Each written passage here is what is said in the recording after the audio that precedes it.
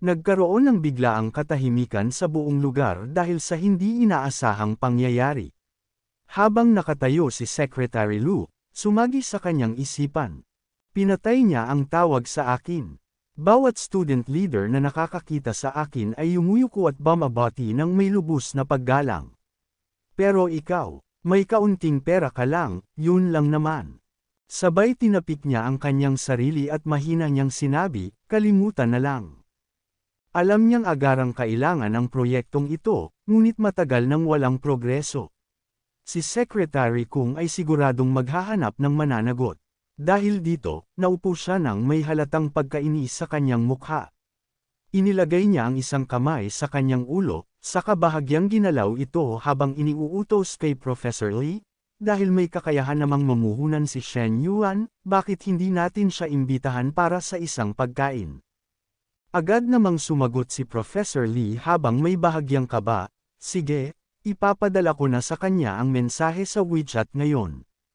Samantala, bumalik ang eksena sa dalawa. Makikitang hinang-hina si Chen na, namumula at halatang pagod.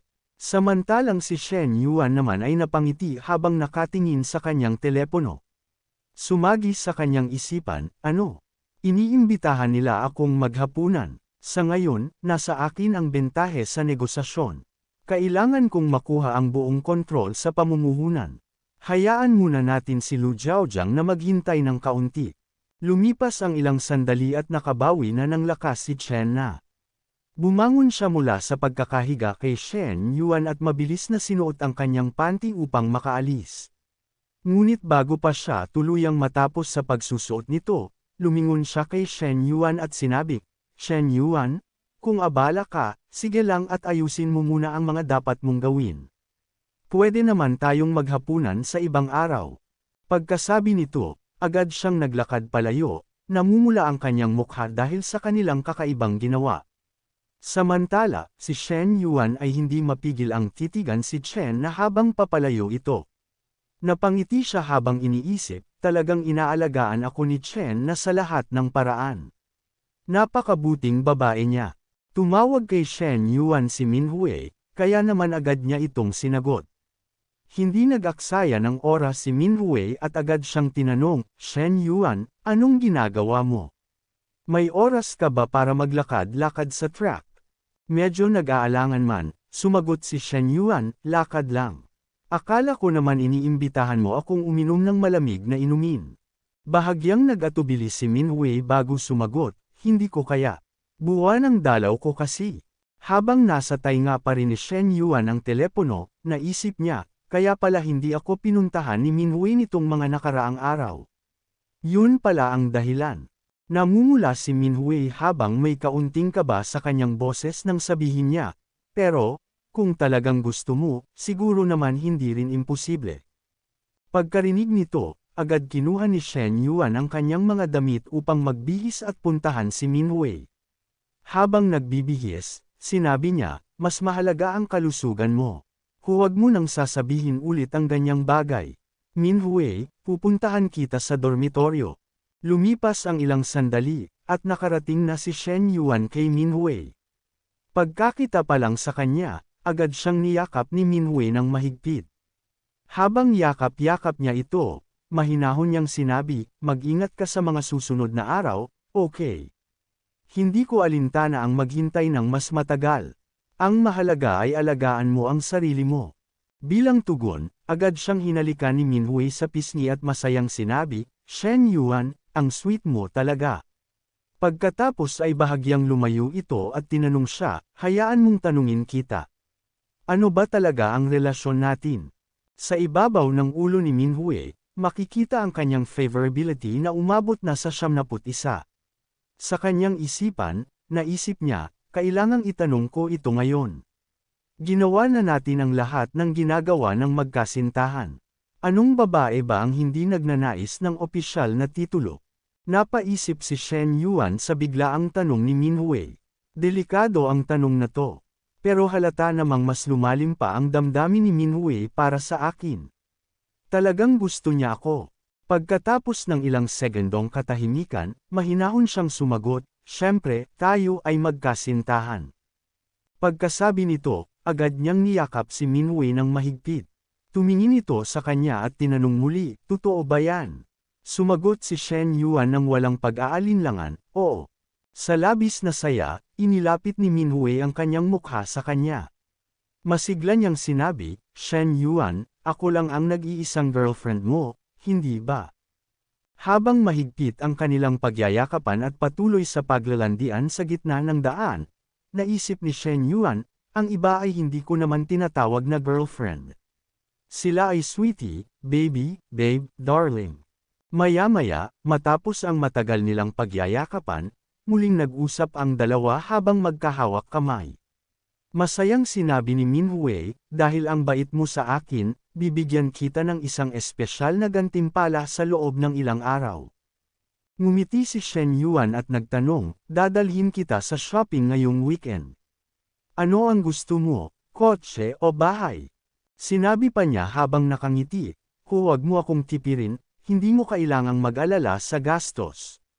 Pero dahil nasa paaralan ka pa at araw-araw kang pumapasok, hindi mo pa naman siguro kakailanganin agad ang kotse.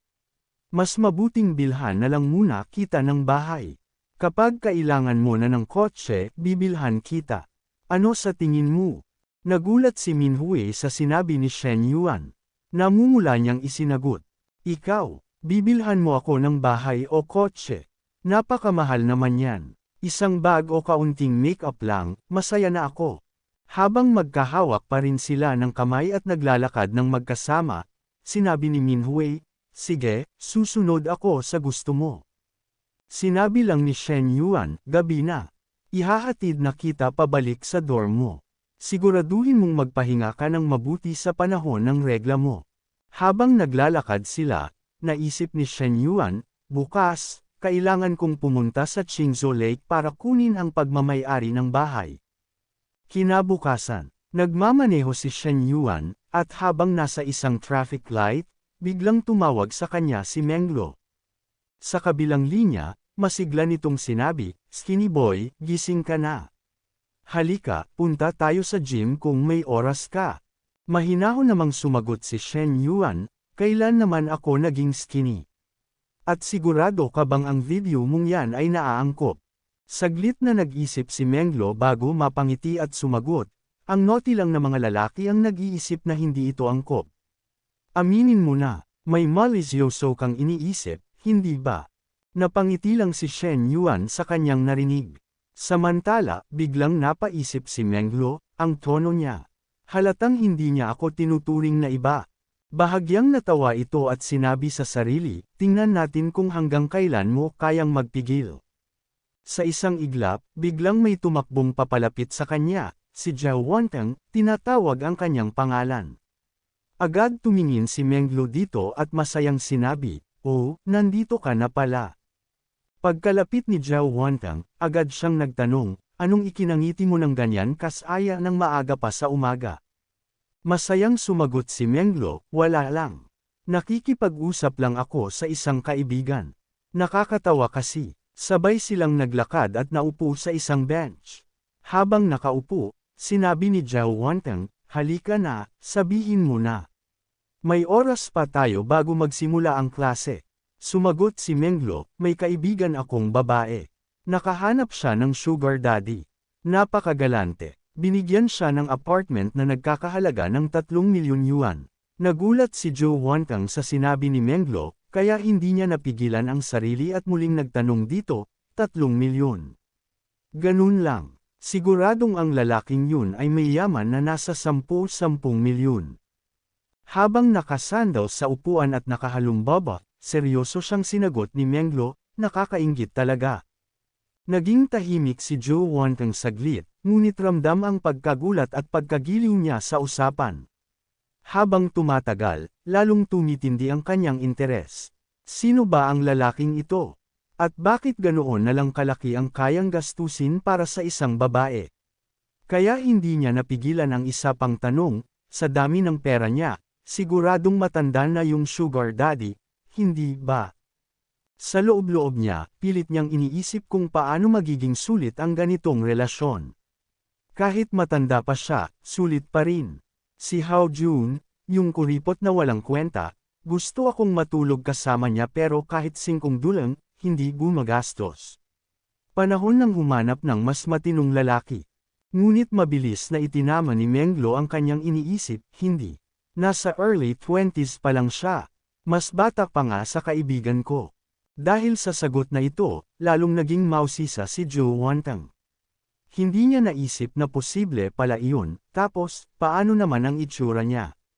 Siguradong pangit siya, di ba? Mapang mayabang na itinaas ni Menglo ang isang daliri at sinabing, hindi lang siya gwapo, matangkad pa. Dahil sa sagot na ito, halos hindi makapaniwala si Zhou Wantang. Coach Liu, siguradong sobrang ganda ng kaibigan mo para makakuha ng lalaking ganon. Sa isip ni Menglo, bigla niyang inalala ang hitsura nilang dalawa ni Chen Na. Alam niya na pareho silang maganda, ngunit hindi niya rin maiwasang ikumpara ang sarili niya rito. Habang naglalaro sa isipan niya ang mga imahe nilang dalawa, sinagot niya si Zhou Wantang, halos magkapareho lang kami. Magkaibang lakas nga lang. Muli, napangiti si Zhou Wantang at masayang sinabi, kung kamukha mo siya, hindi na nakapagtataka kung bakit na in love ng gusto ang lalaking yun. Sa gitna ng kanilang usapan, biglang nag-vibrate ang cellphone ni Menglo. Napatingin siya rito at nakita ang isang bagong mensahe mula kay Shen Yuan. Nang mabasa niya ito, namula ang kanyang pisngi. Tama na ang chismis. Papunta na ako sa Qingzhou Lake para kunin ang bahay. Dahil dito, mabilis siyang nag-reply, mag-isa ka lang pupunta. Gusto mong sumama ang little sis mo. Maya-maya, dumating ang sagot ni Shen Yuan. Mag-isa lang ako, pero kung libre ka, pwede kang sumama. Kaagad namang sumagot si Menglo, kung ganon, mas mabuting sunduin mo na ako. Nasa gym ako ngayon, sinend ko na location ko. Hinihintay kita. Napansin ni Zhou Wantang ang masayang ekspresyon ni Menglo kaya agad siyang nagtanong, Coach Liu, ano meron? Mas mukhang masaya ka pa ngayon kaysa kanina. Napangiti si Menglo at may pagkamalambing na sumagot, pasensya na, Miss Zhou. Kailangan kong i-skip ang session natin ngayon. I-refund ko ang personal training fee mo ng doble. Saglit na hindi nakaimik si Zhou Wantang. Ha, bakit naman? Ngunit hindi na ito sineryoso ni Menglo at sa halip, malandi niyang sinabi, kasi yung sugar daddy na binanggit ko kanina. Pupunta siya sa Qingzhou at niyaya niya akong sumama. Pasensya na. Habang pinagmamasdan ni Zhou Wantang ang nakangiting si Menglo, biglang may pumasok sa isip niya. Qingzhou Lake. Isa yun sa top 10 luxury residential areas. Sikat na tirahan ng mga mayayaman. Maya-maya, biglang damaloy sa utak niya ang isa pang bagay na hindi niya napansin kanina.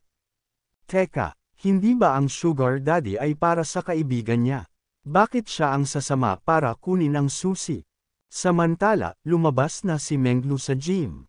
Habang pinagmamasdan siya ni Zhou Wantang, naglaro sa isip niya ang isang nakakagulat na realization. Kuha ko na. Kaya pala si Coach Liu ay ruthless. Inagaw niya ang lalaki ng matalik niyang kaibigan. Pero, kung nakilala ko rin ang ganitong lalaki, baka hindi rin ako magdalawang isip. Sa paglabas ni Menglo, bigla siyang nakasalubong ni Han Lihai, isang fitness coach. Namumula ang mukha nito habang tinanong siya, Menglo, saan ka pupunta? May klase ka pa, di ba? Pero hindi siya pinansin ni Menglo at nagpatuloy lang sa paglalakad. Binigyan pa niya ito ng matalim na tingin, kaya nagulat si Han Lihai sa inasal niya. Lumipas ang 10 minuto. Nakapagbihis na si Menglo at hinihintay si Shen Yuan. Samantala, may dalawang nagmamasid sa kanya mula sa bintana. Sinabi ni Han Lihai, grabe, naka-M-siyam siya pero nakuha pa rin niya si Menglo. Yung lalaking may G-Wagon nga, hindi siya napasagot noon. Si Zhou Wantang, na excited na makita ang lalaking tinutukoy ni Menglo, ay sinagot siya, huwag kang palugloko sa sasakyan. Binilhan niya ang girlfriend niya ng 3 milyong yuan na bahay nang hindi man lang nagdalawang isip.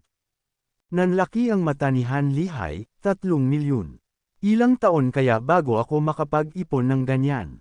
Bigla siyang pinigilan ni Zhou Wantang at sinabing, teka lang, parang pamilyar tong lalaking to. Samantala, bumaba na si Shen Yuan mula sa sasakyan at nilapitan si Meng Luo. Nang makita siya ni Zhu Huantang, natulala siya. Ano? Ex-boyfriend ko yun. Habang naguguluhan, napatingin siya kina Meng Luo at Shen Yuan. Yung tall, rich, handsome guy na sinasabi ni Coach Liu, si Shen Yuan pala yon.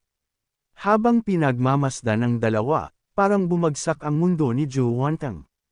Ako, hiniwalayan ko siya, 2 linggo lang ang nakakalipas. I got so much motherfucking